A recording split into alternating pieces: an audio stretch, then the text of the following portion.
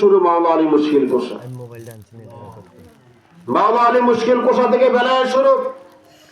আমার নবী শিক্ষা দিয়েছেন, যারা আজকে মারিফাত তথ্য নিয়ে কথা বলেন, আমরা কোথায় মারিফাত তথ্য পেলাম? খানে কাবার পাশেই ছিল দয়াল নবীজির বসত বাড়ি, যেখানে থাকতেন। কিন্তু সেখান থেকে হেরা গুহা অনেক দূরে। আমার দয়াল নবীজি সেখানে গেলেন। কতদিন? একদিন নয়, 2 দিন নয়, 3 দিন নয়, 1 সপ্তাহ নয়, 2 সপ্তাহ নয়, 1 নয়, 2 নয়, 15 বছর 2 মাস 17 দিন। সুবহানাল্লাহ বলেন। সেখানে কি করলেন? 15 বছর 2 মাস 17 দিন। এই 15 বছর 2 মাস 17 দিন হেরা গুহায় উনি ছিলেন মেডিটেশনের মধ্যে, ধ্যানের মধ্যে। সেই ধ্যানের মধ্যে আল্লাহর কালাম আসলো। সুবহানাল্লাহ বলেন। সেই হেরা গুহায় ইলমে মারিফাত, আর খানে কাবা হচ্ছে ইলমে শরীয়ত।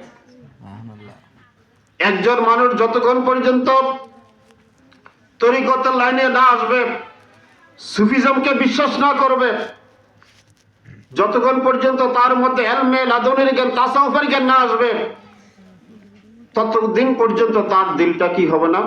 জিন্দা হবে না।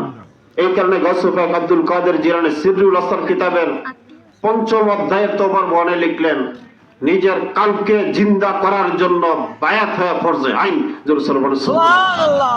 আল্লাহুম্মা সাল্লি